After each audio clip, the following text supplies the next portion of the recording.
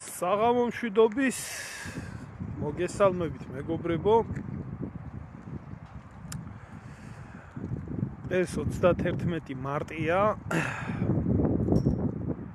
ისტორიული მნიშვნელობის დღე. ერთ მხრივ ის რომ ზვიადგამსახურდია ჩვენი ქვეყნის პირველი და ერთადერთი კანონიერი პრეზიდენტის დაბადების დღე არის. და მეორე ის რომ 31 მარტი არის რეფერენდუმის დღე. ვისაც აინტერესებს და ვინც ადევნებდა ჩემ გვერდს, ბოლო ვიდეო მაქვს ატვირთული, რომელიც იმ პერიოდის არქივს ეხება, როდესაც ეს რეფერენდუმი ტარდებოდა. ეს რეფერენდუმი არის, მე მინდა პირდაპირ თქვა, ერთადერთი ლეგიტიმური გარანტია იმისი, რომ საქართველოს ტერიტორიული მთლიანობა არის აღიარებული მსოფლიოში. არანაირი სხვა საყრდენი წერტილი საქართველოს ტერიტორიული მთლიანობას ახალ გეოპოლიტიკურ რეალობაში უბრალოდ არ გააჩნია. რატო ახლა რაში არის საქმე? საბჭოთა კავშირი, როდესაც იშლებოდა, ის არ იშლებოდა ასე ჰაერზე, ერთ დღეს დაიძინეს და მეორე დღეს გაიღვიძეს სხვა ქვეყანაში. ამას ახლდა თავისი პროცედურები. შიდა რთული, ასევე გარე ფაქტორების ჩარევით ეს რეფერენდუმი იყო ძალიან მნიშვნელოვანი თემა, სასიცოცხლო მნიშვნელოვანი, იმიტომ რომ მაშინდელმა საბჭოთა ხელისუფლებამ მიიღო ესეთი დადგენილება, რომელიც აძლევდა ავტონომიურ ოლქებს და ავტონომიურ რესპუბლიკებს, ის თვალითაც სამაჩაბლოს საფრეთოსის ავტონომიას და აფხაზეთის ავტონომიას და აჭარისაისის ავტონომიებს აძლევდა უფლებას, რომ თუ ადგილობრივი მოსახლეობა იყო წინააღმდეგი საბჭოთა კავშირიდან გამოსვლის, ავტონომიურ რესპუბლიკას და ოლქს შეეძლო დარჩენილიყო საბჭოთა კავშირში. და ამის პრეცედენტები მოხდა.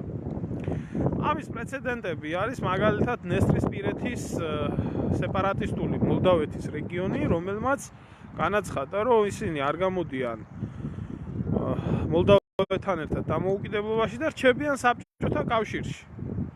და დღემდე ეს ნესტრისპირეთის ეს რაიონი, ასე რომ ვთქვათ, მოლდავეთის ეს ოლქი არის მართალია არ აღიარებული, მაგრამ ამ არგუმენტით, რომ ადგილობრივმა მოსახლეობამ განაცხადა უარი რეფერენდუმზე, რომ გამოყოფილიყო მოლდავეთთან ერთად და მაშინდელი მსოფლიო ამაზე დუმდა. თუმცა ამ ყველაფერს გააჩნდა მეორე ეფექტი, ძალიან ისეთი რთული ბუმერანგის ეფექტი, რაც რუსებს დაუბრუნდათ ძალიან ცუდად. ანუ ავტონომიებს შეეძლო გამოსულიყო, შემადგენლობიდან. მსგავსი პრეცედენტები მოხდა რუსეთში. მაგალითად ჩეჩნეთმა გამოაცხადა, რომ მას არ სურს რუსეთის ფედერაციაში დარჩენა. ჩეჩნეთი ერთი პატარა რეგიონია. თათარისტანმა, რომელიც ერთ-ერთი უდიდესი და უმდიდრესი რეგიონი არის და თათრები საერთოდ რუსეთში ითვლებიან მეორე ეთნიკურ ჯგუფად, მათ გამოაცხადეს მაშინ, რომ მათ არ ქონდათ სურვილი ისინი დარჩენილიყვნენ რუსეთის ფედერაციის შემადგენლობაში. ეს ორმხრივი მედლის ორი მხარე იყო. ეხლა რუსებს ქონდათ ეს სპეციალურად იმისთვის გაკეთებული, კრემლის საბჭოთა ხელმძღვანელობას, რომ ისინი მოაწყობდნენ ავტონომიებში ბუნტს, ჯანყებს, რომელიც იყო მაგათი საყვარელი თემა და ადგილობრივი მოსახლეობა, ეთნიკური უმცირესობა გამოვიდოდა წინააღმდეგი და ტერიტორიული რღვევა მოხდებოდა ქვეყნების. დღეს, როდესაც საუბრობენ, ეს ძალიან კარგად იცოდა ეს ზვიადგამსახურდია. როდესაც ეს გამოვლიან, ეს ბრძენი ხალხი ჭალებში, რა თქმა უნდა და იტყვიან, რომ საქმეო იმაში არის, რომ გამსახურდიაო ეროვნული კაცი იყო, მაგრამ პოლიტიკაო არ ესმოდაო, პოლიტიკა არ იცოდაო. და შევარდნაძე მიცოდა, თურმე მე პოლიტიკა რომ დააქცია ქვეყანა, ხო, ამ უტვინო ხალხს მე ლაპარაკიც არ მაქვს. ეხლა ეს კარგად იცოდა ცხონებულმა კრემლის ხრიკები, ამიტომ რეფერენდუმის თემის პერიოდში, როდესაც ამბობენ, რომ აიო არძიმბაუ ზვიადმა დანიშნა. კი, ზვიად გამსახურდია იყო ინიციატორი და მოთხოვნა ჰქონდა იმისი, რომ არძიმბა ყოფილიყო აფხაზეთის ავტონომიაში. პირველი კაცი, ასე რომ ვთქვათ, ოღონდ არძიმბას უნდა შეესრულებია ის, რაც ზვიად გამსახურდიას ჰქონდა გეგმად. და ანუ აფხაზეთში ჩატარებულ რეფერენდუმზე აფხაზებს და ოსებს უნდა მიეცათ ხმა საქართველოს დამოუკიდებლობისთვის. და ზვიად გამსახურდიამ ეს გააკეთა ძალიან კარგად. წარმატებით გააკეთა. იცოდა ეს ხრიკები აფხაზეთთან მიმართებაში და სამაჩაბლოსთან მიმართებაში და ზუსტად ესე იგი თვითონ სტატისტიკებიც აჩვენებს, ვისაც აინტერესებს შეუძლია ნახოს, რომ აფხაზეთში მაცხოვრებელი ხალხის 97% იყო თანახმა, რომ საქართველოს დამოუკიდებლობისთვის მიეცა ხმა. აი იმ არქივში კარგად არის ნაჩვენები, თვითონ აფხაზი კაცი არის, რომელიც ამბობს, რომ მე მეორედ ვღებულობ ამაში მონაწილეობასო, ერთხელ როდესაც 1918 წელს რეფერენდუმით საქართველოს დამოუკიდებლობას დაუჭირეთ მხარიო და მეორედ ეხლა როდესაც რომ აფხაზეთი საქართველოს შემადგენლობაში გამოსულიყო საბჭოთა კავშირიდან და არ შექმნილიყო პრეცედენტი, ის პრეცედენტი, რაც შეიქმნა დნესტრისპირეთში. იგივე მოხდა სამაჩაბლოშიც, ორივე მხარეს ავტონომიებმა მხარი დაუჭირეს იმას, რომ შესულიყო საქართველო გამოსულიყო აი ესე მშვიდობიანად და ეს მოხდა. რაც შეეხება პატა არძიმბას ფენომენს, არძიმბამ ძალიან კარგად იცოდა ზვიადი ვინ იყო. ძალიან კარგად იცოდა ზვიადი და ზვიადის შიშიც ჰქონდა. ანუ ახლა შიში ახლა ისეთი რო ვთქვათ, რომ ჰაი და ადამიანური კი არა, იცოდა მისი პერსონა, იცოდა მისი ავტორიტეტი კავკასიაში, იცოდა მისი მოღვაწეობის შესახებ. არძიმბამ ძალიან კარგად იცოდა ზვიადის ფასი ვინ იყო. ამიტომ ზვიადთან შეთანხმებით მზად იყო ის, რომ ნელ-ნელა აფხაზეთი წამოსულიყო ქართველებთან ერთად გამოსულიყო ერთიან სახელმწიფოში, ეს პრობლემები ნელ-ნელა ჩაწყნარებული იყო და მიდიოდა ამ ყველაფრისკენ ჩაწყნარება. მაშინ ვისაც ახსოვს, რომ არეულობის პერიოდი იყო პირველი დაწყებული და ზუსტად ზვიად გამსახურდიამ მოახერხა ის, რომ აფხაზეთში ისე დაელაგებია სიტუაცია, რომ აფხაზებს არც თავიანთი ინტერესი დაცული ქონოდათ და არც გარეთ გამოძრომის თავი ქონოდათ. ეს ძალიან ახლა ტექნიკურად აღარ ჩავყვები ამ საკითხებს. თუმცა ზვიადმა დაალაგა ეს ყველაფერი. აქედან გამომდინარე, კარგად იცოდა ვისთან ქონდა შეხება რა. არძიმბამ და სხვათა შორის აი მინდა მაგ თემასთან დაკავშირებით ორი სიტყვა ვთქვა. აი როდესაც პუტჩი მოხდა და გადატრიალება მოხდა თბილისში და დაამხეს ზვიად გამსახურდიას ხელისუფლება, ზუსტად რომ აფხაზები იყვნენ და არძიმბა იყო ერთ-ერთი, რომელმაც დაუჭირა მხარი აქტიურად ეროვნულ ხელისუფლებას და ზვიად გამსახურდიას, მაგრამ მე ასეთი რაღაცა თქვა, რომ თუ კი ამასო ქართველიერიო ასე თუ ისო ჩვენო ვითანამშრომლობთ იმ ხელისუფლებასთან, რომელიც ხელისუფლებასაც ქართველიერი აირჩევს. ის ახ პოლიტიკოსიც იყო და არძიმბა ძალიან ჭკვიანი იყო ამათგან განსხვავებით რა.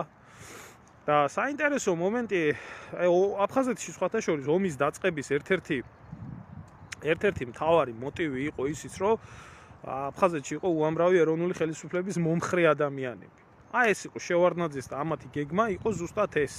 ამაზე გამოიყენეს სეპარატისტული განწყობები და რა თქმა უნდა შეასრულეს ტრიის გეგმა და ამ ტრიის გეგმით არის აფხაზეთში სიტუაცია, მე რაც მოხდა უკვე აღარაა უკვე ამაზე საუბარი. და აფხაზეთის პრობლემის მოგვარება ზვიადს კარგად გამოდიოდა და ქონდა აი პუტჩის პერიოდში მოხდა ესეთი არის ხალხი კაცო, ვინც ამას ყვებიან და როდესაც პუტჩი მიმდინარეობდა თბილისში და ამხობდნენ ზვიად გამსახურდიას ხელისუფლებას, ეროვნულ ხელისუფლებას, მაშინ აფხაზეთის დეპუტაცია დაიბარა, გაუშვა და უთხრა, წადით ახლა აფხაზეთშიო, დაწყებული ენგურიდან დამთავრებული ფსოუნდეო. ყველა ქართველს უთხარით, თუ აქ მოხდება რაღაცა უბედურება და არეულობა და რაღაცა რაც თბილისში ხდება, არანაირ შემთხვევაში ომს არ დაუჭირონ მხარი, თუ არა თუ ადგილობრივმა ქართულმა მოსახლეობამ მოკიდა იარაღს ხელი და ომში ჩაერთო, რომელსაც აუცილებლად და ეს არის 92 წლის იანვრის ღამეები რა. მაშინო ჩათვალეთ, რომ ჩვენო აფხაზეთსო საუკუნეო დავკარგავთ.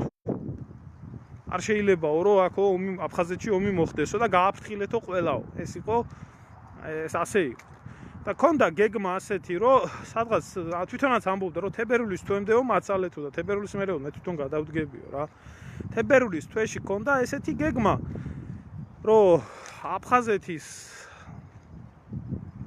ავტონომიური რესპუბლიკის ლიდერი მაშინდელი არძიმბა უნდა გადმოეყვანა თბილისში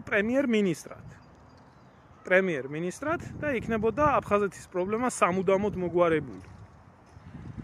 აი ეს გეგმა იყო ამ ყველაფერში. ნუ რა თქმა უნდა ეს ვერ აიტანეს ჩვენმა მოღალატეებმა, აი უკაცრავად რა მანდილოსნებთან ნაბოზვარმა ინტელიგენცია, ბუბაკი კაბიძეები, დოლიძეები, ეს წითელი ინტელიგენცია ვერ აიტანეს, ეს რომელიც დავალება ჰქონდათ, მაგრამ დღესდღეობითაც, როდესაც ეხა რატო საუბრობ ამ ყველაფერს, ხო?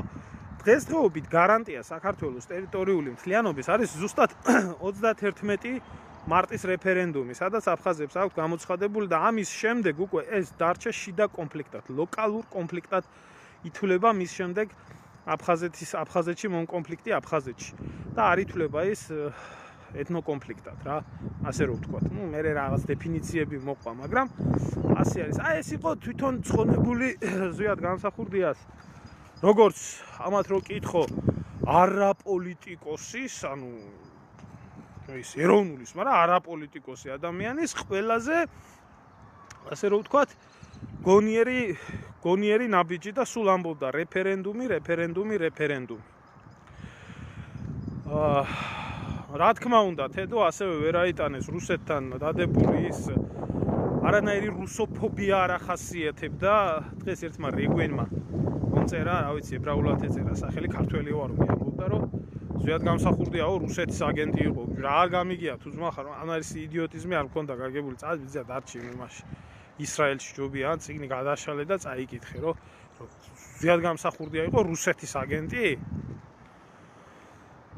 ხო, იგივე მაგ ხელშეკრულება, რომელი ხელშეკრულებაც ერთადერთი თანასწორუფლებიანი ხელშეკრულება არის რუსეთთან გაფორმებული და როდესაც დაიწყება საუბარი რუსეთთან საუბარი უნდა დაიწყოს ზუსტად აი ამ ხელშეკრულების საფუძველზე, რომელიც ელცინს და ზვიად შორის იყო გაფორმებული. და აი ეს ვერ აიტანეს, იცით, აი ეს ვერ აპატიეს. ამიტომ აქ ამ დღეს ასეთი განსაკუთრებული მნიშვნელობა. ეხლა რაც შეეხება დღევანდელ ამბავს, უბრალოდ ასე ისტორიას გააჩნია ძალიან წარე და შავი იუმორი რა. რაცნაირი ბოროტი ხუმრობასავითო რა. დღეს ახლა მე სიმართლე გითხრათ ვერ უსმენ ეგრეთ წოდებულ პრეზიდენტს, ვერ უსმენ. იმიტომ რომ ერთი ის რო უჭირს ქართულად საუბარი და ვერ საუბრობს, ნუ გასაგებია, მაგრამ იმდენ სისულელეს და იმდენ ურთიერთგამომრიცხავ რაღაც იდიოტიზმს საუბრობს, მე ამ ადამიანის მოსმენა არ შემიძლია. ნუ მინიმუმ თარჯიმანი უნდა გყავდეს რა, როგორც მუნჯურიდან ითარგმნება, რომ გითარგმნოს და მე არ მომისმენია, ჩემ გვერდზეც მქონდა დაწერილი სხვათა შორის სოციალური გამოკითხვა. და აბსოლუტურ უმრავლესობას არ უყურებია. წარმოიდგინეთ, ახლა ადამიანი არის პრეზიდენტი და მისი მოსახლეობა, ქვეყნის მოსახლეობა, ახლა რო შევადაროთ იმას თუ აუდიტორია ჩემთან როგორ რეაგირებს ამ ყველაფერზე, ხო? 80-85% პრეზიდენტი ქვია და მის ლაპარაკს არ უსმენს. იმიტომ არ უსმენს, რომ ერთი ამ ადამიანიდან ნორმალური არაფერი არ წამოვა. მერე და მეორე ცოტა ძალიან ძნელი არის მოსასმენად და ეს ბოროტი ხუმრობას რატო ვამბობ? თან ახლა ეს დღე გადააყოლეს ცხონებული ზვიად გამსახურდია, რომ ვითომ თავის დაბადების დღეზე დაინიშნა რეფერენდუმი და ასე შემდეგ. ბიჭო, ერთი ელემენტარული რაღაცა არის რა. აი, ჩვენ ქართველები და საქართველოს მოსახლეობა ვიმყოფებით იქ და ვცხოვრობთ ისე, როგორც ვიმსახურებთ ცხოვრებას. არა, კი, სოდვა ხალხი, კი, ჩვენ სოდვები ვართ, ვინც ნორმალურად ვაზრობთ, ნორმალური ადამიანები, მაგრამ რაშია საქმე იცით? არ არის საკმარისი მარტო შემოხაზო და დამოუკიდებლობა გამოაცხადო. დამოუკიდებლობას, თავისუფლებას დაცვა ჭირდება. ცხონებული მერაბ კოსტავა ამბობდა, რომ მოვაო დრო საქართველოს დამოუკიდებელიო გახდებაო, მაგრამ თავისუფლებისთვისო ბრძოლაო თუ შევწყვიტეთო, მაშინ თავისუფლებასაც დავკარგავთ და დამოუკიდებლობას. აი ზუსტად ეს დაგვემართა. თან მინდა ერთ რაღაცას მიაქციოთ ყურადღება. და მე გავამახვილებ ამაზე ყურადღებას, რომ ბიულეტენში შავით თეთრზე გარკვევით არის დაწერილი, რომ რეფერენდუმი ტარდება 1921 წლის დამოუკიდებელი სახელმწიფო სტატუსის შესაბამისად. ანუ იმ პირველი რესპუბლიკის აქტზე ხდება. ამას ვიტყვი მე რატო აქვს მნიშვნელობა. ჯერ ჩავიდე ამ სალომესთან. ხო, მე უფრო მე სიმართლე გითხრა, ვკითხულობ, რომ გამოიტანენ აზრს და დაწერენ, თუ რა უნდოდა და რა დაწერა. ნუ არაფერი, იცით რა, ჯერ იქ ვინც ზია იმათმაც არ იცის რაშია საქმე, არც ამ დღევანდელი დღის მნიშვნელობა იცის, არაფრის მნიშვნელობა არ იციან და მიდის ისა, რა ქვია, კატათაგვობია ერთი მეორეში. ეხლა ამ კატათაგვობიაში რა არის, ხო, ეგრეთ წოდებული პრეზიდენტი უდგას საკუთარ ხელისუფლებას ოპოზიციაში, რომელმაც მოათრია, რაღაციდან ამოათრია, სანაგვიდან ამოათრია, ასე რომ ვთქვათ, მოიყვანა და დასვა პრეზიდენტად, ხო? დაგვასვა მთელ ერს თავს. მე საერთოდ არ მიიღია მონაწილეობა და სხვასაც ვთქვი, რომ ანუ მიიღეთ ეს არა არჩევნები. სულ მაგას ვამბობდი, რომ არ მიიღოთ ეს თქვენ თავს მაინც აღარ დააბრალებთ, რომ ამ ისტორიულ შეცდომას ნუ ჩადიხართ. გამოცხადდეს პროტესტი, არ მოგწონს არც სალომე, არც ის და არ გავიდეს ხალხი საერთოდ არჩევნებზე რა, საერთოდ დაიგიდეთ ფეხებზე ეს ყველაფერი. არა, თავი მოიკლეს. ივანიშვილის ცრემლების დაიჯერეს, ვაი და ნაცები არ მოვიდნენ, ეს არ მოვიდნენ, ის არ მოვიდნენ, ხო და ვინც მიიღეთ ახლა მონაწილეობა, ხო ამ ყველაფერში. ნუ თქვენი ბრალია ყველაფერი რა და აი ნაცებს კიდე ხო რა უნდა ელაპარაკო და ამ ძალას რა უნდა ელაპარაკო საერთოდ, რომლებიც თავის დროს ჯერ მოღალატეს ეძახდნენ. ნუ რა სიტყვებს უძახო და გვარამია და ესე ნუ ეს ჯოგი რა სიძახდა და მე ახლა უკვე ამ დროს საფიცარ ხატად აყავთ გადაქცეული ზურაბიშვილი, ხო? აი ეს მხოლოდ საქართველოში შეიძლება მოხდეს, აი ესეთი თევზის მახსოვრობის დონე როგონიათ ხალხი და ვართ ახლა ამ ყველაფერს უყურებთ რა ამ იმას. ნუ ეს იყო ჩვეულებრივი კლოუნა და ეს არის სირცხვილი, არც სალომე ზურაბიშვილი არის რეალურად საქართველოს პრეზიდენტი. არა, მაგას თავ მართლა პრეზიდენტი გონია, მაგ შტერს მაგას. არც სალომე ზურაბიშვილი არის პრეზიდენტი და არც ქართული ოცნება არის ხელისუფლება. ესენი არიან ორივე უკანონო რეჟიმების, უბრალოდ ჩვეულებრივი, ახლა დე ფაქტო რეჟიმების ხელმძღვანელები, რომელიც დე ფაქტო რეჟიმებიც მართავენ ამ ტერიტორიულ ერთეულს, რომელსაც სახელმწიფო სტატუსი არ გააჩნია. ესა სიმართლე. აი ესა სამწუხარო სიმართლე არის. ჩვენ ქართველები ხელახლა გვაქვს ყველაფერი დასაწყები, ეს 30 წელიწადი იყო სისულელე, აი თქვა ვერ ვისწავლეთ უბრალოდ რა, რაც ხდება. მომავალში თორე ეს ჩვენ არც სახელმწიფო გაგვაჩნია, არც სამართლებრივი სტატუსი არ არსებობს და გეტყვით ახლა რატო არ არსებობს რა. ახლა დოკუმენტში, რომელიც რეფერენდუმზე იყო გამოცხადებული, დააკვირდით, წერია 1921 წლის სამართლებრივი სტატუსის შესაბამისად სახელმწიფო დამოუკიდებელი საქართველოს რესპუბლიკის შესაბამისად. ახლა ეს რას ითვალისწინებს და რატო არის მნიშვნელოვანი? 1921 წლის საქართველო წარმოადგენდა რას? ერთი ოფიციალური სტატუსით ნეიტრალური სახელმწიფო. ეს ერთი. კონსტიტუციაშიც იყო ჩაწერილი. არავის არ ემხრობოდა. მეორე სახელმწიფოში, რომელშიც თანხმობა ჰქონდა გაცხადებული აფხაზებს, სამაჩაბლოს ავტონომია არ არსებობდა. საინგილო არსებობდა ტაო-კლარჯეთის მხარე და არსებობდა აჭარის ავტონომია. ავტონომიებს ეს იყო თანხმობით გამოცხადებული. და რაც შეეხება ტერიტორიები გამოდიოდა იმით, რომ საქართველოს ჩვეულებრივად რჩებოდა პრეტენზია ჩვეულებრივად რჩებოდა პრეტენზია საკუთარ ტერიტორიებზე. ეს იქნება თურქეთთან მიმართებაში, ეს იქნებოდა აზერბაიჯანთან თუ სომხეთთან მიმართებაში, იმიტომ რომ 1918 წლის სტატუსი ზუსტად ამას ითვალისწინებს. სხვათა შორის ზუსტად თხოვდნენ ამასაც, თუნდაც იმ პუჩის პერიოდში, რომ შენ გამოაცხადე ეს ყველაფერი, რომ საქართველო 1921 წლის დამოუკიდებელი საქართველოს მემკვიდრედ კი არა ეს აღდგენილი, თქვენ გამოაცხადეთ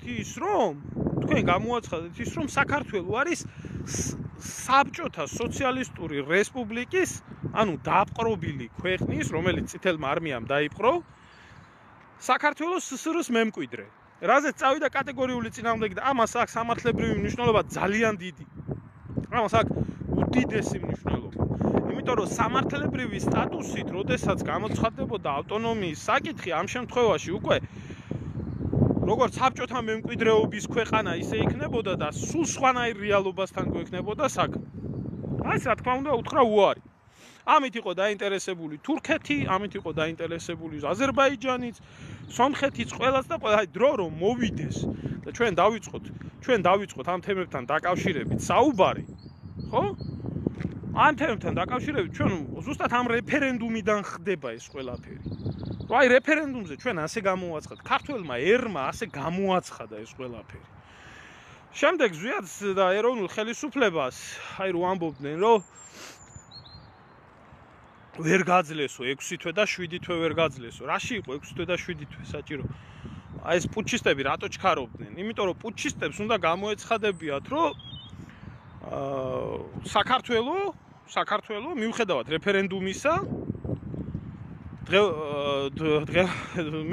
რეფერენდუმისა არის საბჭოთა სოციალისტური რესპუბლიკის ამის მერე უცებ მიიღებდნენ გაეროში, აიმე გაეროში მიიღესო შევარდნაძეო რომ ჩამოვიდაო გაეროში მიიღესო. გაეროც მაგიტო ატორმუზებდა. ადრე თუ გვიან მაინც მიგვიღებდნენ, არც ისე დიდ ხანში, იმიტომ რომ იძულებული იქნებოდნენ, მაგრამ შევარდნაძის დავალება ზუსტად ეს იყო. რომ გაეროში მოთხოვნით შესულიყო საქართველო და სხვათა შორის ასე გააკეთა განაცხადი, მაგრამ რეფერენდუმიდან გამომდინარე, და შევარდნაძემ, როდესაც განაცხადი გააკეთა, მან ცნო ყარსის ხელშეკრულება, მან ცნო საინგილოს გადაცემა, მან ცნო ლორეტაშირის გადაცემა, სოჭის ოლქის გადაცემა და აი ამის სანაცვლოდ დასვეს შევარდნაძე. ამაში არის საქმე, იმიტომ რომ აქ ოდესმე რომ მიდგეს სამართლებრივი საუბარი საქართველოს ტერიტორიულ ესე იგი პრეტენზიებზე, ხო, ჩვენ შეგვიძლია ვთქვათ ჩვეულებრივად ყარსის ხელშეკრულება იყო საბჭოური მმართველობის დაპყრობილი საოკუპაციო რეჟიმის და თურქეთის არაკანონიერი ხელისუფლების მაშინ ჯერ კიდე მეამბოხე იყო ეს ათათურქი და თურქეთში ფაშაიჭი და გაფორმებული ხელშეკრულება და ჩვენ ამას არც უნდა არ ვაღიარებთ, ხო? იგივე საინგილოსთან მიმართებაში, ხო, საინგილოს ტერიტორია არ გაუჩუქებია დამოუკიდებელ საქართველოს. საინგილო იყო ზაქათალის ოლქი, იყო საქართველოს ტერიტორიული მთლიანობაში შემოსული ავტონომიის სახით 1921 წლის კონსტიტუციის ეს გააჩუქეს საოკუპაციო რეჟიმებმა. ხო, აი ამას ქონდა გაიგეს ბევრი მნიშვნელობა, ანუ ზვიადის ჩამოგდებას და ეროვნული ხელისუფლების დამხობას ზუსტად ეს ედგა საფუძვლად რა. როგორც საგარეო დონეზე, ისე საშინაო დონეზე და იმიტომ იყვნენ ეს გავეშებული, ეს მოღალატეები და რატო არიან მოღალატეები. ამათმა ეს ყველაფერი ძალიან კარგად იცოდნენ. აი შევარდნაძის და ამათმა ხუნტამ ძალიან კარგად იცოდა ეს ყველაფერი და გააკეთეს ეს ყველაფერი. ამათმა უღალატეს ერთს. დღემდე უბრალოდ კანონიერი ხელისუფლება არ აქვს ჩვენ. კიდე ერთხელ ვამბობ. ქართული ოცნებას, ნაციონალური მოძრაობას ეს ხელისუფლება, ოპოზიცია, ესენი არის ჩვეულებრივად de facto რეჟიმები, რომელიც de facto რეჟიმებიც უბრალოდ ადგილზე აკონტროლებენ სიტუაციას, რომ ესენ კანონიერი ხელისუფლებაში არ ითვლებიან. რატო ვამბობ ახლა კიდე ამ ყველაფერს? ეს ბლუკუნა სალომია რა.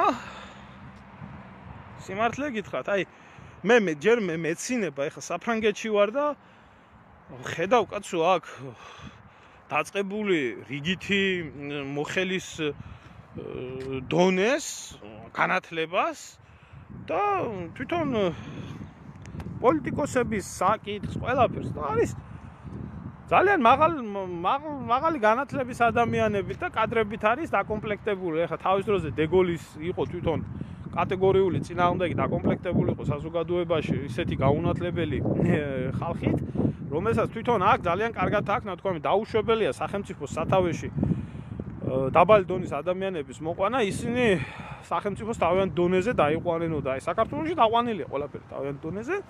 ამიტომ მე არ ვიცი ახლა ეს იმბეცილი აქ საერთოდ რას წარმოადგენდა, რა განათლება ჰქონდა, მე ამაზე მეცინება რა. არ ვიცი, საფრანგეთში ხელფას რაში უხდიდნენ, რა შეამუშავებდნენ, არ ვიცი, ეთქობა გათვლილი იყო დიდი გეგმა, რომ ოდესმე შეიძლება საქართველოში რაღაც საქმე გაეკეთებიათ და ახლა ხედავთ რაშიცაა საქმე, მაკრონის და ესეც ერთი ლიბერალისტული შტოს წარმომადგენლები არიან, ახლა საფრანგეთს თავისი ინტერესები აქვს მის მთავრობას და ჩვენსაზე ვიფიქროთ.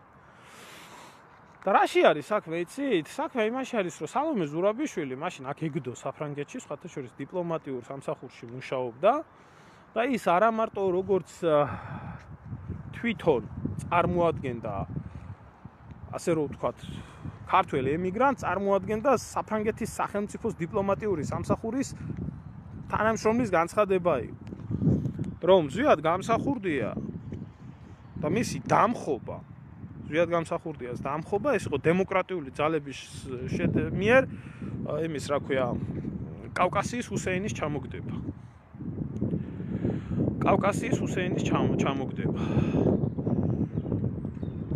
და ამაში არის საქმე, იცით? და ეხლა მართლა ისტორიის ცინიზმი არის, თქო, თავიდან დავიწყე, რომ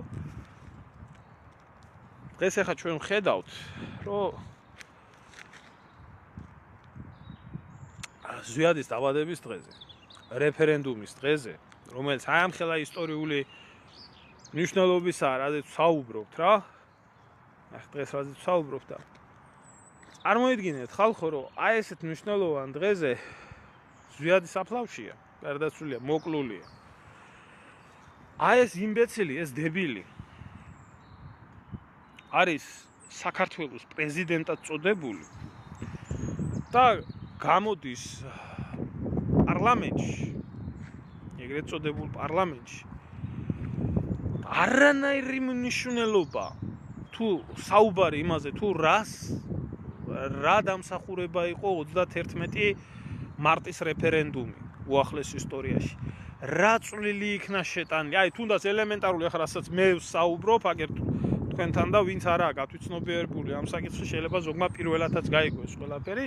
თუ რამხელა მნიშვნელობა აქვს აი ამ ყველაფერს. იმიტომ ამაზე არ საუბრობენ საქართველოში და მეც არ ვიცოდი ეს ყველაფერი, სანამ ამ ყველაფრის სიღრმისეული შესწავლა არ დავიწყე და საერთაშორისო შეთანხმებაზე, საერთაშორისო სამართლის ჭრილში და ამ ყველაფერში არ იქნა ეს ყველაფერი გადატანილი. მაგრამ მაგათმა ხო ეს ყველაფერი კარგად იციან. გამოდის ეს დებილი Google Translate-ით თარგმნილი ქართულით. ჟუტურობს და რამე კი არ აინტერესებს.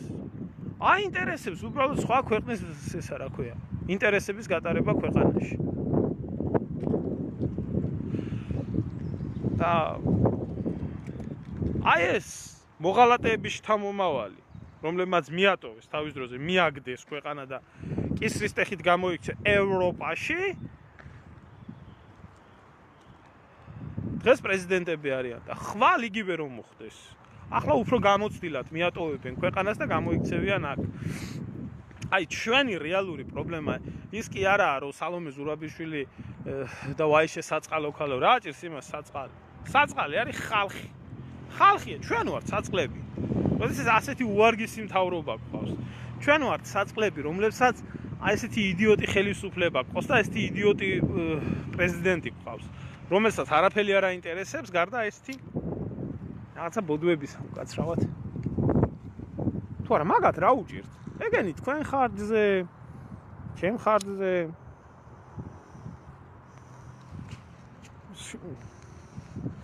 შვენივრად არიან წამომჯდარები.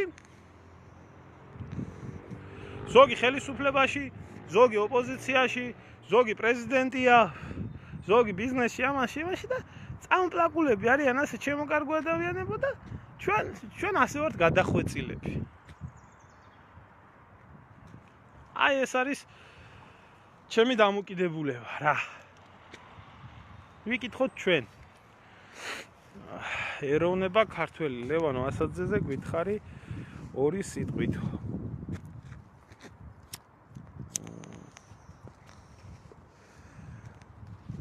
საერთოდ პრინციპად მქონდა აღებული რომ მე ეგრეთ წოდებულ ეროვნულებზე არ ვისაუბრებ.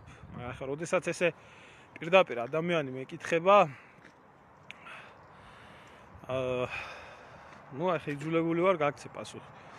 გაგითხრა, აბა ჩემი აზრით, პირდაპირ გეტყვი რა, ჩემი აზრით ადამიანი, რომელსაც აქ იმხელა რესურსი, იმხელა შესაძლებლობა და იმხელა განათლება, რომელი განათლებასაც თვითონ ცდილობს წარმოაჩინოს, აი ესე მშვიდად არ უნდა იჯდეს ამდენი წლების მანძილზე და უფრო მეც უნდა აკეთებდეს თუ მართლა უნდა რამის გაკეთება მისი ქვეყნისთვის და მისი ერისთვის და მისი ხალხისთვის. აი ეს არის ჩემი პასუხი ჯიგარო.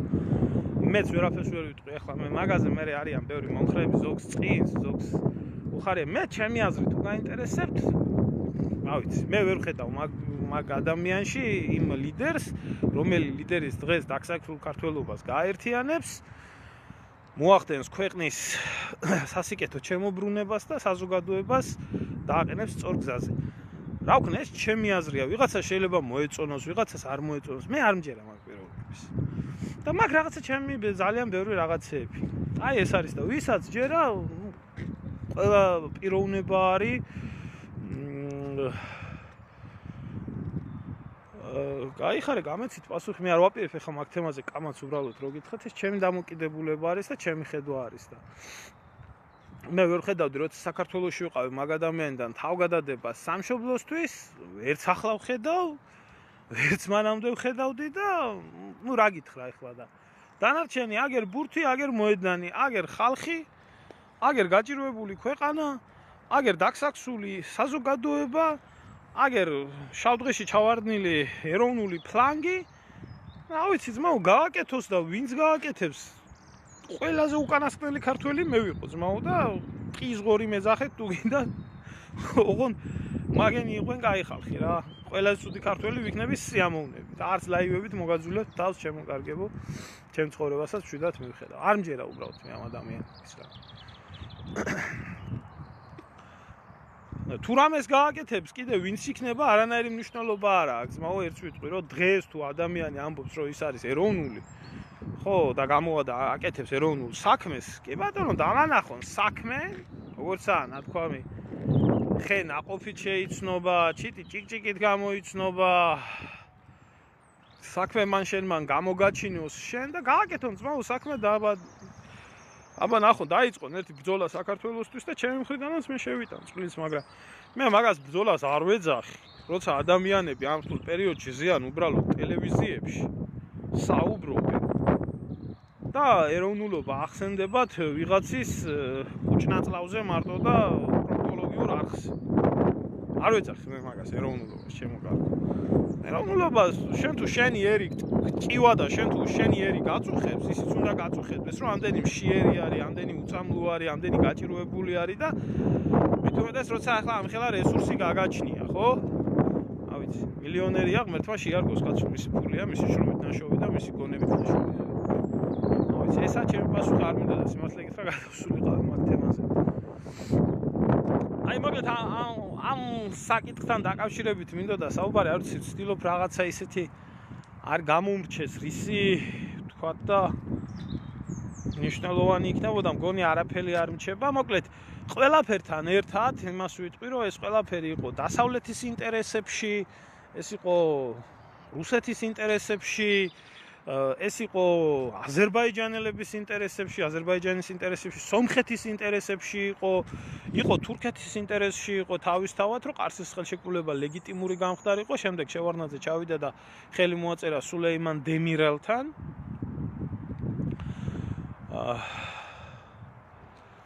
და ნუ ასე რომ ვთქვათ, ლეგალიზება გაუკეთა მისი ჭკუით ამ ყარსის ხელშეკრულებას, რომელიც თურქეთისთვის დღემდე ყარსში შემონახული არის ის ისტორიული სხვათა შორის ვაგონი, სადაც ხელშეკრულება დაიდო, ეს ქართველებისთვის საუბედურო ხელშეკრულება და მე მინდა გითხრათ, რომ აი ახლა გუშინ მქონდა დადებული ჩემ გვერდზე კადრები ისტორიულ საქართველოში თურქები როგორ ექცევიან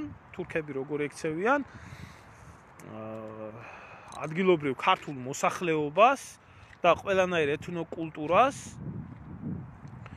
როგორ შლიან, აშენებენ უზარმაზარ ჰესებს და ცლიან და იძირება ჩვენ წინაპართა საფლავებით, ეკლესია მონასტრებით, ციხე-კოშკებით და აი ქართული მოსახლეობა აყარეს და გადაასახლეს შუა თურქეთში, რომ ადრე თუ გვიან საქართველოსთან პრობლემები არ ყოფილიყო და აი ამ გუშინდელ ამბავზე, რომელიც ჩაიძირა ჩვენი ისტორიულ ტაოკლარჯეთში ქართული დაბა და სოფლები იქ რაც იყო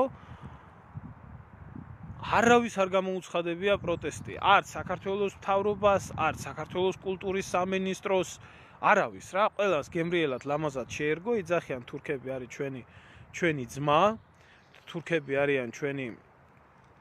თურქები არიან ჩვენი საყვარელი ხალხი და ჩვენ გვიჭერენ ჩვენ ქვეყანაში დიდგორობის აღნიშვნის გამო და აი ეს ღარიბაშვილი დაწყებული საგარეო მინისტრი დამთავრებული სულ ყველა კულტურის მინისტრი დუმან უფრო მეტიც მე რამდენჯერმე მქონდა გაშუქებული ის რომ ხრესილის ბრძოლის მონუმენტზეც კი ამოღებული არის თურქის სახელი რა ვქნა თურქეთის ოსმალეთის იმპერიასთან გავიმარჯვეთ და აი ეს არის მოღალატეობრივი რეჟიმი აი იმიტომ ვამბობ ამ ყველაფერს რა აი ამაში არის საქმე ახლა რაც შეეხება აფხაზეთს როგორ დაიბრუნებს საქართველო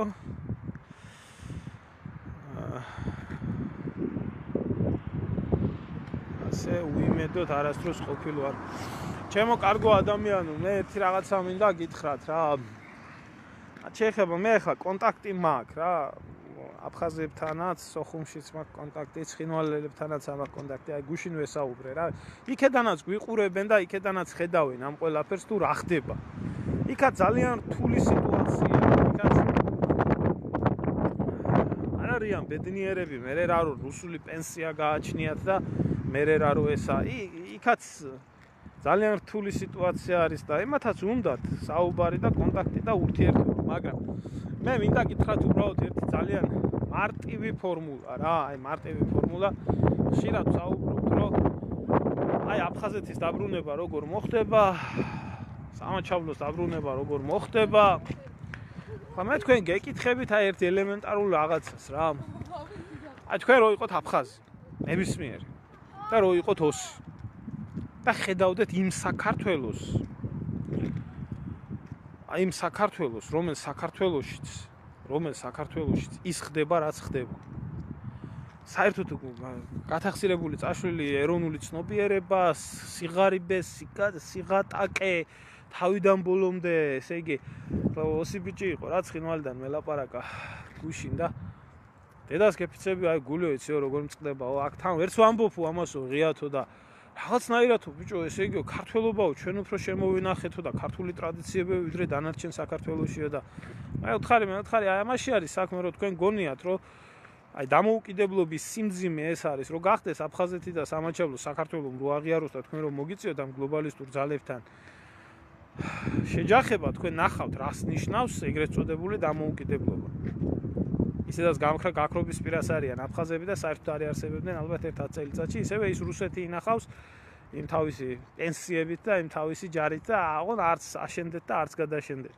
ამიტომ როდესაც ჩვენ გვაქვს საუბარი როგორ დავიბრუნოთ აფხაზეთი და სამაჩაბლო აქ არსებობს ორი რაღაცა ერთი არსებობს ძალისმიერი მეთოდები რაც მე მინდა გითხრათ რომ ახლა მხოლოდ შტერ შეიძლება ეგონოს რომ აი ამ ორი ტერიტორიული ერთეულის გარანტი რომელიც არის სოფლიოს ნომერ პირველი ბირთვული სახელმწიფო რომელსაც აი მთელი სოფლიო ებრძვის უკრაინაში და ვერაფერს ვერ უშვებიან რა პრაქტიკულად ომი გრძელდება ეხლა თუ ვინმეს უნდა რომ საქართველოს შეწიროს ამ ყველაფერს აგერ ახლა ერდოღანი გამოვიდა გუშინ და ამხელა ქვეყნის პრეზიდენტია ყოფილი იმპერიის პრეზიდენტი არის რომელსაც ოსმალეთის იმპერია ერთ-ერთი უძლიერესი იმპერია იყო და რომელსაც მილიონიანი არმია გააჩნია მილიონიანი თურქეთს ამერიკის შემდეგ ნატოში ყავს ყველაზე დიდი რაოდენობით არმია კბილებამდე შეიარაღებული ერთი ბირთვული იარაღი აკლია. გამოვიდა კაცი ამბობს, რომ ჩემი ჩართვა უნდათო რუსეთთანო ომში. ბოლო 2 წელიწადზე საუბარი არ არის ძველი ამბებს.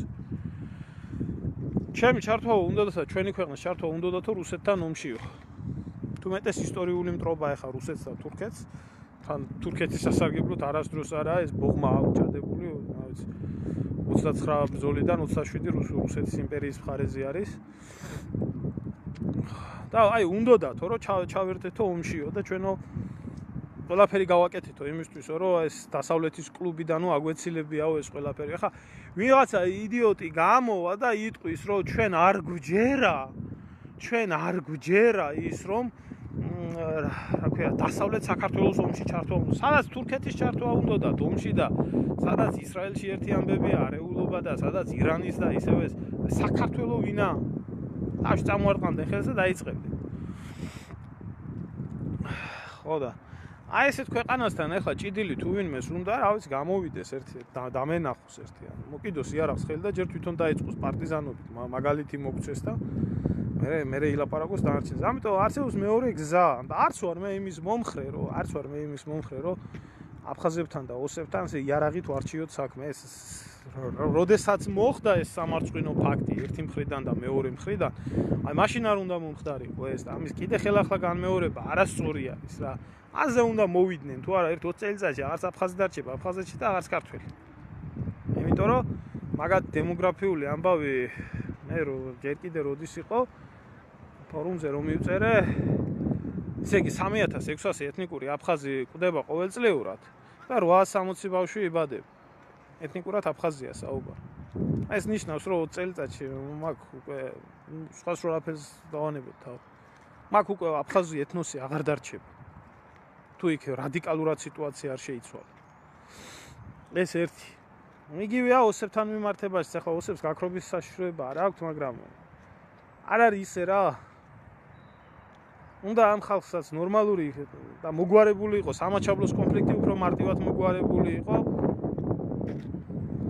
2003-2004 წლებში უკვე შერიგებული იყო ყველაფერი და ხელშეკრულებასაც ხელი ჰქონდა მოწერილი და იმპლემენტაცია ჭირდებოდა. უბრალოდ ეს იყო ბადენის დოკუმენტი, რომელიც აქ ავსტრიის საზღვარზე ბადენის ტბაზე მოაწერეს ხელი და ყველაფერი უნდა მოხდარიყო, მაგრამ სააკაშვილი ზუსტად მოიყვანეს იმისთვის, რომ ეს კონფლიქტები ხელახლა გაცხელებული იყო და პირველი თქვენ გახსოვთ, რომ 2004 წელს სააკაშვილმა დაიწყო ცხინვალთან არეულობა. პირველი რაც გააკეთა, მაშინ ჩემი ბატალიონი იყო პირველი, რომელიც ახლა მე მაშინ პერიოდში არ მსახურობდი, 2005-დან მსახურობდი, 2004-ში ახლა მეგობრები ხო იყვნენ, იქაც დაამხდნენ კაცო და მე 2004-ში პირველი ვინ შეიყვანეს კომანდოს ბატალიონი და სხვა ბატალიონები კიდე და ესე წამგებიან პოზიციებზე დააყენეს, იმდენი დაღუპულიც იყო. ეს იყო პირდაპირ დავალება. კი, ჯარი შეიყვანა. პირდაპირ დავალება იმ იქიდან რომ აი ზუსტად დასავლეთიდან იმისთვის რომ ომი მომხდარიყო და არ მომხდარიყო ქართველების და ოსების შერიგება. ამიტომ ჯერ ჩვენ სიმართლე გითხრათ, ხო? სანამ აფხაზეთს და სამაჩაბლოს დავიწყებთ საუბარს. ჯერ ჩვენი ქვეყანა უნდა დავიბრუნოთ რა. რატო გვავიწყდება ის რომ რა პერსპექტივას თავაზობთ აფხაზებს და ოსებს დანარჩენ საქართველოში.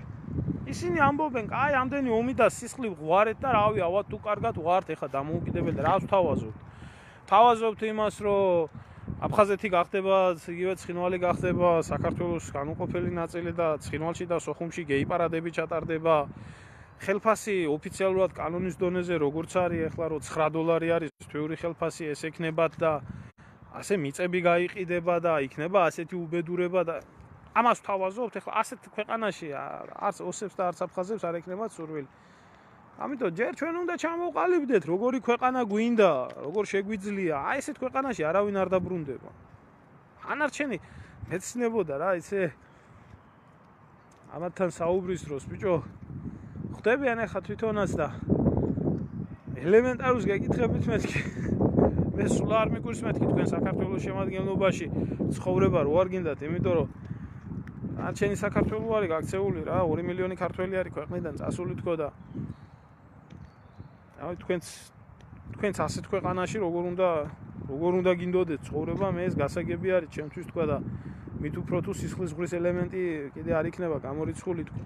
ამიტომ ერთადერთი პირველი გასაღები არის ის, რომ ჩვენ ვიყოთ თვითონ ნორმალური და დამოუკიდებელი ქვეყანა. აფხაზეთთან მიმართებაში იყო არაერთი შემთხვევა. მე ადრეს მისაუბრებია მაგ თემაზე, რომ როდესაც პრიმაკოვმა ჩამოიყვანა არძიმბა თბილისში, როდესაც მიდიოდა შეთანხმება, უკვე მიღწეული იყო შეთანხმება, ხო, არძიმბა და შევარდნაძე შეხვდნენ, კაცო შეთანხმდნენ ბევრ რაღაცეებზე. უნდა მომხდარიყო ეს ყველაფერი. გამოვარდა ეს ჟვანიას გუნდი იყო ეგრეთ წოდებული, მაშინდელი ბარამიძეები და ეს თარგამაძეები და ესენი და ჩვენო შევარდნაძის დაბრუნებული აფხაზეთი რაც გვინდაო და ყარდასოცხალს იგინებოდნენ არძიმბას უთქვია. მაშინ მივხვდიო რომ საქართველოს საქმე დაღუპული იყო და დანარჩენი აფხაზეთიცო რომ შევარდნაძეს მის მისაღებში დედას აგინებდნენ. ეს ლაწირაკი ბავშვებიო, ამის დაბრუნებული აფხაზეთი რა თქვინდაო. ხო. ასევე იყო მეორედ ვიტერბოტენის შეთანხმება იყო, რომელზეც თანახმა იყვნენ აფხაზები ფედერაციის შემადგენლობაში, ფედერალურ შემადგენლობაში შემოსულიყვნენ, მაგრამ მაშინაც სხვათა შორის თბილისიდან იქნა უარი ნათქვამი ამ ყველაფერზე და ამიტომ მე გეუბნები თქვენ, ეხლა რომ იდგეს საქმეზე და დაგვისვან აი ესეთი კითხვა. მე გეუბნებთ, აი რეფერენდუმი. ხანდახან ვატარებ ამ სოციალურ კვლევებს და ბევრმა ნახოს. და მაინტერესებს რა. ერთი ასეთი კითხვა მაქვს რა. პირდაპირი კითხვა რო იყოს დასმული ევროკავშირში გაწევრიანება აფხაზეთის და სამაჩაბლოს სანაცვლოდ. დათმობის სანაცვლოდ.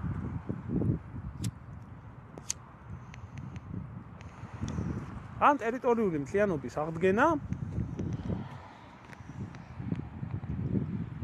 ევროკავშირზე და ნატოზე უარის სათქმელად, რომელშიც არ ახარ და არც არავინ გელოდება.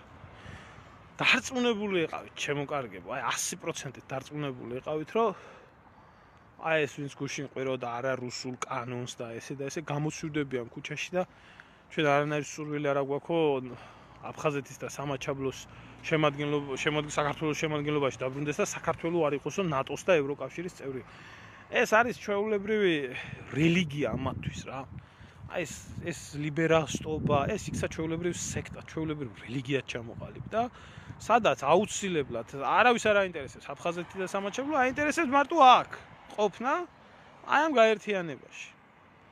ჩვენ ამ ძალასთან აგვაქვს საქმე და დარწმუნებული იყავით, რომ მიდგეს და დაგვისვან ჩვენ აფხაზებმა ესეთი ის, რომ ჩვენ გავწევრიანდებით საქართველოს შემადგენლობაში, მაგრამ არ გვინდა ნატო და ევროკავშირი და აღვადგინოთ ტერიტორიული მთლიანობა. გეუბნებით 100%-ით გეუბნებით, ესენი უარს იტყვიან აფხაზეთის დაბრუნებას. არ აინტერესებდა იმით. არ ტკივათ მაგათ. ისე როგორც არ ტკივათ ამათ ტაოკლარჯეთში მომხდარი ამბავის ეს ქართული სოფლების დატბორვა და ეს პირველი შემთხვევა არა და ჩვენი ისტორიის წაშლა, ისე არ ტკივათ აფხაზეთი და სამაჩაბლო. არც ხელისუფლებას და არც ოპოზიციას. ამაში ყავით 100% დარწმუნებული. იმიტომ რომ ესენი არიან უკანონო დე-ფაქტო რეჟიმები. თორე ამათ რო რამე უნდოდეთ, რაღაცას გააკეთებდნენ ამდენი ხანი. ერთი აქცია მანახეთ ხალხო გამართული, ეხლა დიდი მიტინგის ჩადარებას აპირებენ და მთელი ქოცობა გაიქცა რაიონებში. თბილისში ვეკრიბავს ვერც ნაცი და ვერც ქოცი ხალხს. გაიქცა რაიონებში ვითომ პარტიულ ამბებზე. რისთვის გარბიან? ეხლა როდესაც ჩაივლის ეს აღდგომების პერიოდი, დიდი აქცია უნდა ჩაატაროს უცნობმა და უნდა გამოაცხადონ, რომ ისა რა ქვია, არ გვინდა ომი და მშვიდობა გვინდა რა. აი ეს უნდათ გამოაცხადონ და ეხლა მოსახიკია ეს ხალხი რაიონებიდან და ჩამოსაყვანია აქ. აი ბატონო ჩაატარეთ, მაგრამ 30 წლის მანძილზე, აი გეუბნებით, აგერ პირდაპირ. 30 წლის მანძილზე. ხო, აი მაგის თქმა მინდოდა მაგას ვამბობ ჩემო პატა ახლა რა. ახსენეს აი ახლა ბოლოს სოხუმიო იგიც იერიშისთვის. ერთი აქცია გამართულიყო ოსებთან და აფხაზებთან მშვიდობიანი დიალოგისთვის. ერთი აქცია ჩატარებული. ერთი მოეთხოვა, ჩვენ რა პრობლემა გვაქვს ხო ქართველებს? ტერიტორიული მთლიანობა და კატასტროფული ეკონომიკური სიტუაცია. ტერიტორიები გვაქვს დაკარგული და შიმშილით ვკვდებით. არც ერთზე და არც მეორეზე არავინ არ საუბრობს. არ ხდება. და აი ახლა ამ შიბაქებს მინდა უთხრა რა. თუ აკეთებთ ამ აქციას, ხო? ახლა მაინც ახსენეთ, ვიღაცას მაინც ახსენებიეთ. ახსენებიეთ ვიღაცას მშვიდობა და დიალოგი ენგურს გაღმა და ამის რა ქვია, ნიქოს გაღმა. არ ვიცი ჩემო კარგებო რა, აი იმდენი მოღალატე ყავს ამ ქვეყანას და სამწუხაროდ ყველა ეს მოღალატები არიან ხელისუფლებაში, ბიზნესში, საინფორმაციო საშუალებებში.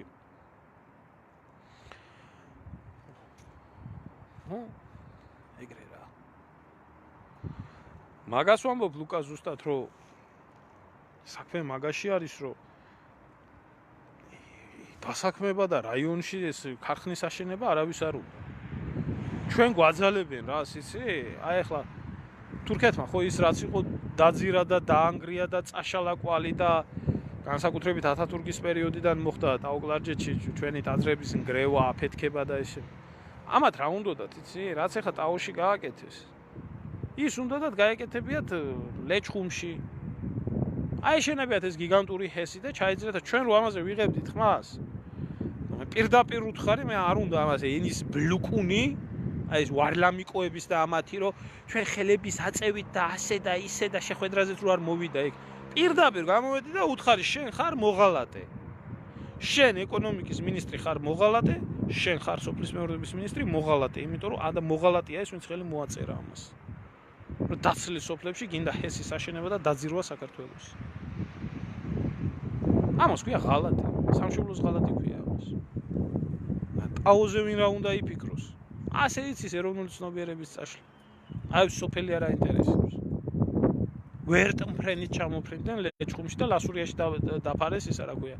ვერტმფრენი და მე მანქანებზე გადაჭდნენ, რომ ვითომ მანქანით მივიდნენ.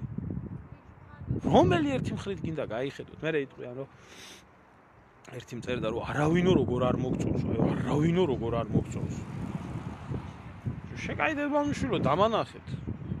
დამანახეთ ვინმე რომ ეროვნულ საქმეს აკეთებს, ქართულ საქმეს აკეთებს და ვიტყვი კი ბატონო, მომეწონება და რატო უნდა მომწონდეს? გინდა დასავლეთის ვირთხები, გინდა რუსეთის ვირთხები, გინდა თურქეთის ვირთხები, გინდა ბიძინას ვირთხები.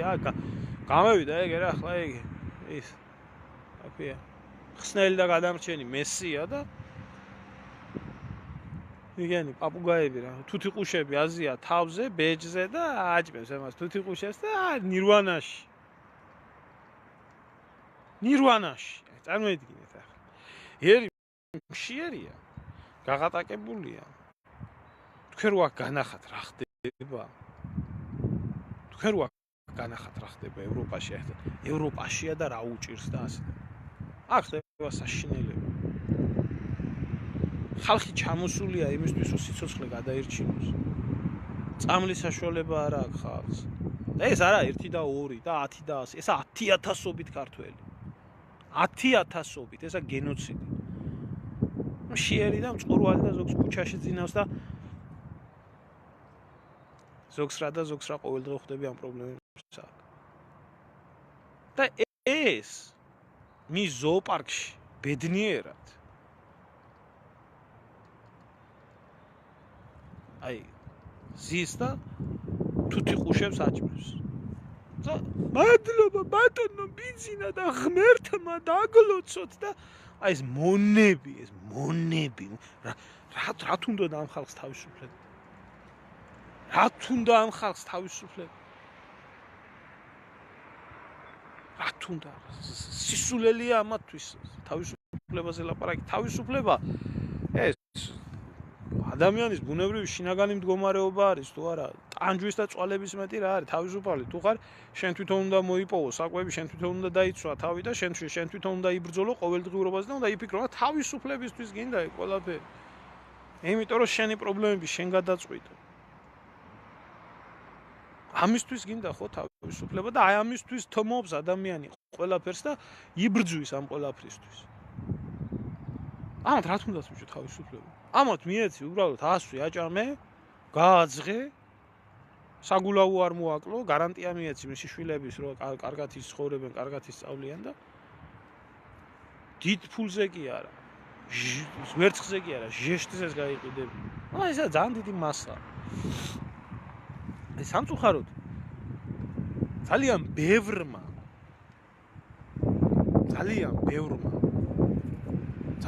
აი არ იცის საერთოდ რა ზვიადის იდეებზე უნდა ვისაუბროთ და რა ეროვნულ იდეებზე. არ ჭირდება ამ ხალხს თავისუფლება კაცო. როცა რაღაცა არ მოწონთ, იმას ეწინააღმდეგებია. მორჩა. რა ვიცი, ხოხბები თუ გაუშვათ, მაშინ აღა უჭირს თბილისელებს, ეიჭერენ ხოხბებს და მაშინ რა ქვია. ჩააგდებენ და მოხარშავენ.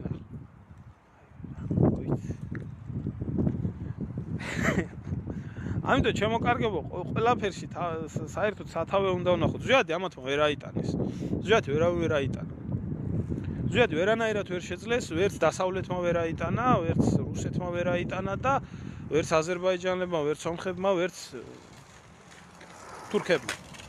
ვერ აიტანეს ესეთი ისა, ყველა ხელი შეუწყო მის დამხობას. ხო, ეხლა არ გამიბრაზდნენ რა, უბრალოდ ზოგი ერთები, მე აქ ერებზე არ მაქვს საუბარი, ხელისუფლებებზე მაქვს საუბარი. უფრო მეტიც კაცო სომხეთში რო გადაიყვანეს, რო გადავიდნენ ესე დაჭერა უნდათ საერთოდ და რა ვიცი, ამაცი გადმოცემა უნდათ, მაშინ იყო რომ ჯოხარ დუდაევი გამოჩნდა და შემოუთვალა სომხებს, რომ ზვიადს მისხერი ჩამოუვარდება და მის ოჯახს ოდათ ტერიტორიაზე გამვლელი სომეხის მოჭრილ თავებს გამოგიგზავნით.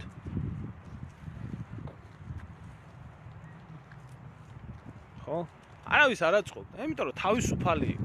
თავისუფალი ადამიანისგან რა გადაწყვეტილებებს მიიღებდა, ეს არავინ არ იცოდა. მიიღებდა მხოლოდ მისი ერის სასიკეთო. თავისუფალი ადამიანი შენ თავისთვის საუნო გადაწყვეტილებას ხო არ მიიღებ და შენი შვილისთვის და შენი მომავლისთვის. სამაგერად მოიყვანეს ისეთები, რომლის ინტერესი იყო საკუთარი თანამდებობა, მათი უჯიშო შთამომავლობა, მათი ფული, მათი ბიზნესი და საქართველოს დედა არ ვატირეო. მიდის ახლა იქ ყველაფერი და აი ეგ იყო რა. მარტივია იქ ყველაფერი.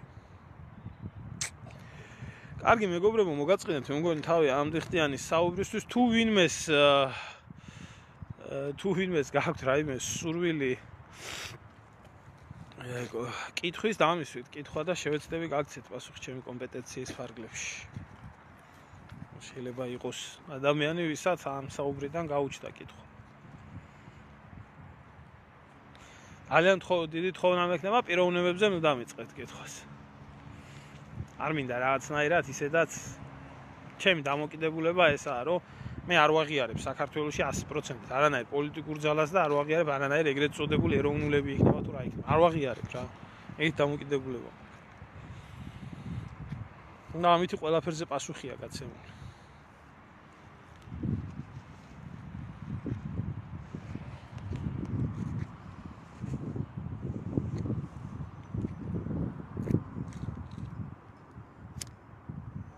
მგონი არავის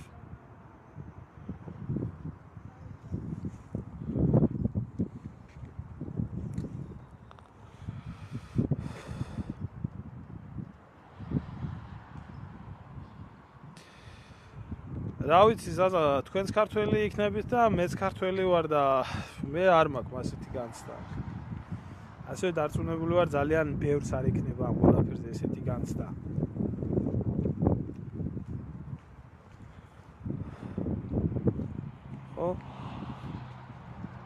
პირიქით, როდესაც ვდებ რაღაცა კანონ პროექტების, ბოლო დროს დავიწყე სოციალური გამოკითხვები ჩემ გვერდზე, აბსოლუტური უმრავლესობა საზოგადოების ჩანსაღად რეაგირებს და თუნდაც კანონი მოღალატეობის შესახებ, კანონი ცილისწამების შესახებ, თუნდაც ეს ყველაფერი აბსოლუტურად ნორმალური ჯანსაღი და საერთოდ ქართველები ჯერ კიდე რო ვლაპარაკობთ ქართულად და ვაზროვნებთ ქართულად, სიმართლე გითხრათ, ეს უკვე გამარჯვებაა, რაც ჩვენზე საერთოდ ინსტიტუტებმა და ქვეყნებმა იმუშავეს, იმიტომ რომ დაგვევიწყებია ყველაფერი. არც ერთ ქვეყანაში ახლა არ ყოფილა იმდენი მტრობა და იმდენი მუშაობა, როგორც იყო საქართველოს გადაგვარებაზე. იმიტომ რომ კარგად იცოდნენ, რომ კაცრად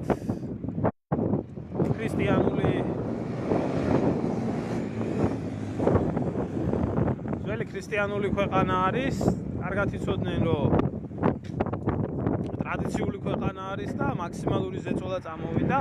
აი აქაც ელემენტარულს გეტყვით რა, პირველი შეკითხვა გასაუბრებაზე, რაც დამისვეს რწმენით ვინახარ და რას ფიქრობ LGBT-ებს. აი ეს კითხვა, ამ კითხვას გისვამენ პირდაპირ. ანუ თუ ხარ შენ მართლმადიდებელი ქრისტიანი და როგორ ახარ ამათ მიმართ განწყობილი.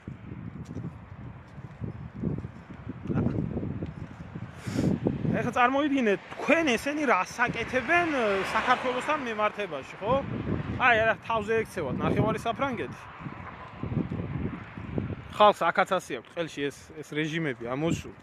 და საქართველოში იცლიან ლომჯარიების და ამათ იმათ, რა ქვია. დასაჯილდოვებლად და დასაფინანსებლად.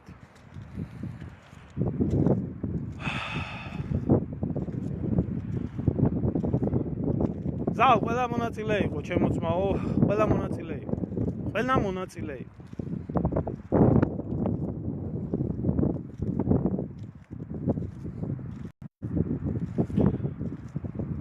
ნუ რაშია თედო საქმე იცი, ყველა ასე რომ ვთქვა, საქმეს ინდივიდუალურად განიხილავენ და როდესაც შეხედავენ, რომ პიროვნება არის აქ ჩამოსული რეალურად ანუ პოლიტიკური საკითხით თუ ადამიანი არის ჩამოსული თქვა ჰუმანიტარული საკითხით, სულ სხვადასხვა კითხვებს უსვამენ თავისთავად იმას. როდესაც ხედავენ, რომ შენ ხარ პოლიტიკური ელემენტი, შენ ხარ მართლმადიდებელი ქრისტიანი, თუ ხარ ამათი ლიბერასტი. თუ ამათი ლიბერასტი არა ხარ, აი იმდენად სულელი იყო გასაუბრებაში რა მეთქა, იცი, მასეო ორგანიზაციებიო მაკრონსაც აფინანსებენო და რა გინდაო ეხლა რომ მითხრაო რომ მაკრონისო ჩვენო იმანო რა ქვიაო სოროსის ფონდმაო დაგვისვაო, აი გაოგნდებით რა, უბრალოდ მე უნდა გამოვაქვეყნო ეგ ინტერვიუ, როცა ყველაფერი დასრულდება. როგორი დამოკიდებულება არის რა ადამიანის უფლებებზე. გაულებრივი ლიბერალური სამყაროა რა. ერთადერთი რასაც ვერ უხერხებენ ვერაფერს ჯერჯერობით, ეს მაინც სასამართლოა, იმიტომ რომ სასამართლო ჯერჯერობით დგას და ჯანსაღი არის საზოგადოება. აი წვავენ, ანგრევენ და იცავენ თავიანთ უფლებებს საქართველოსთან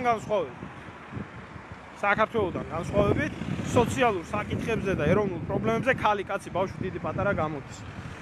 კარგი, ჩემოკარგებო, მშვიდობა მოგცეთ უფალმა და ყველაფერ კარგს გისურვებთ. დიდი მადლობა ყველას ყურადღებისთვის. მშვიდობა მოგცეთ ღმერთმა.